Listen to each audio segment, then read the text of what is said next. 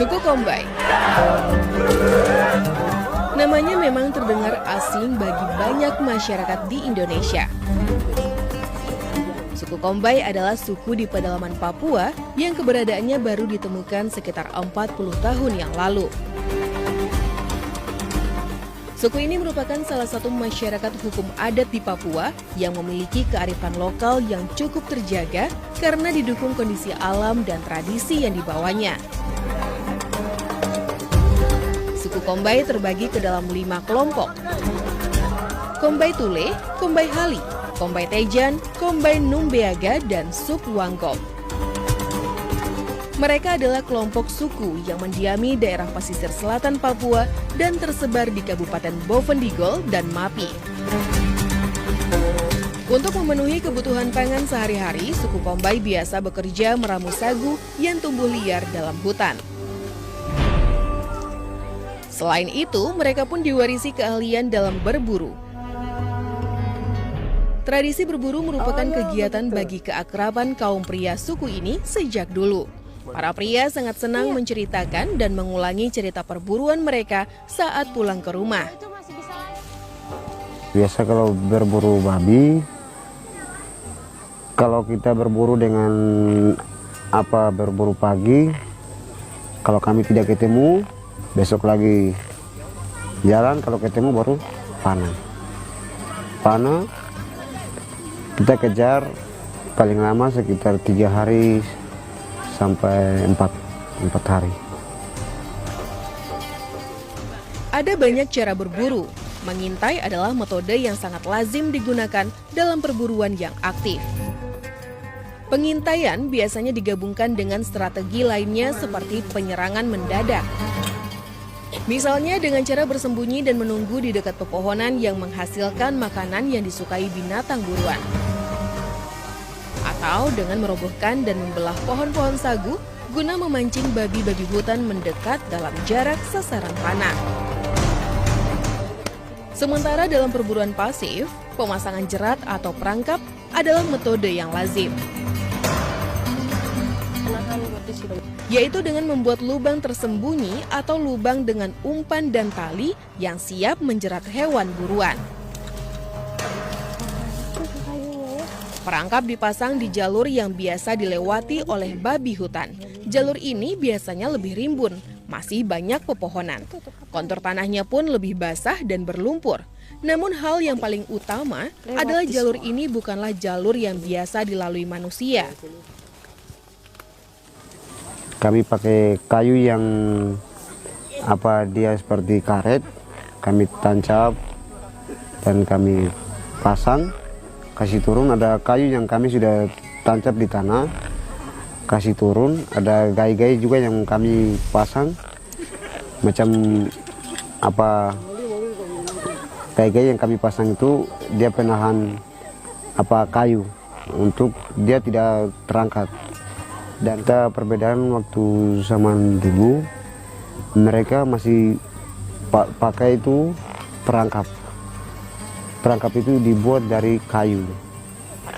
Kalau zaman sekarang, kita bisa pakai tali buaya.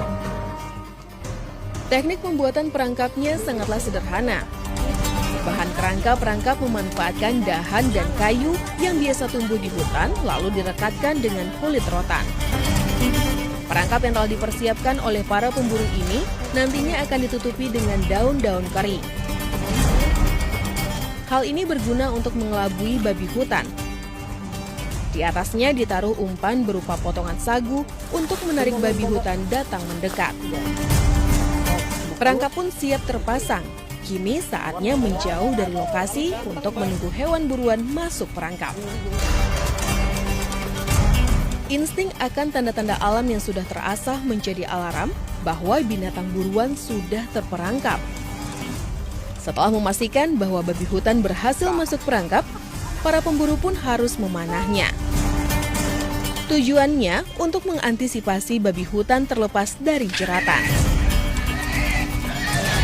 Panah yang digunakan suku Kombai adalah panah so.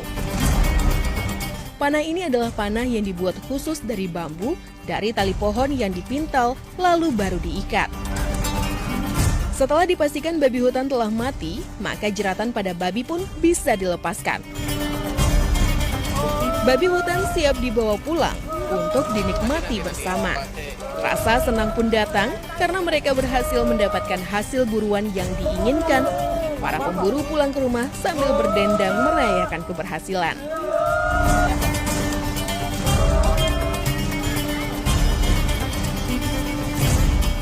Sukacita atas hasil buruan hari ini terlihat jelas di raut wajah suku Kombay.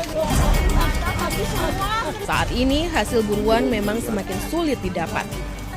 Butuh waktu 3-4 hari untuk menunggu hasil jeratan.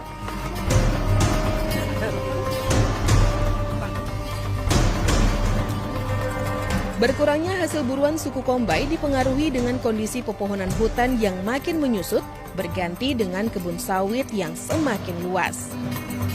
Hutan adalah ibu. Ibu memberikan ASI atau air susu kepada anak-anak. Hutan memberi makan manusia yang hidup di dalam hutan. Hutan itu hidup dan menghidupi orang.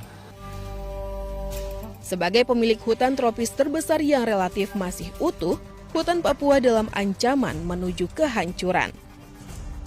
Bila tidak ada pencegahan dalam menjaga hutan, bukan mustahil keindahan hutan tropis Papua serta kegagahan para pemburu ini hanyalah sebuah cerita di masa yang akan datang.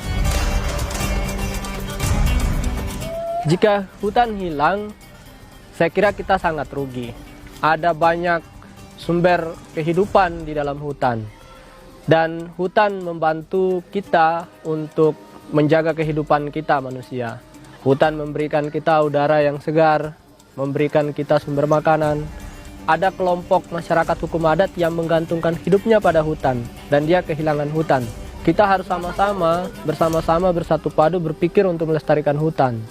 Sehingga kehidupan masyarakat adat kita ini bisa terjamin, baik dari sisi ketersediaan pangan, maupun keberlanjutan kehidupan mereka, dari sisi keamanan dalam kehidupan, misalnya terhindar dari banjir, dari kebakaran, hutan, dan lain-lain. Dari dalam rimba Papua inilah kehidupan berlangsung turun-temurun sejak nenek moyang mereka mendiaminya. Hutan Papua seharusnya menjadi sumber kebahagiaan bagi mereka saat ini dan di masa yang akan datang.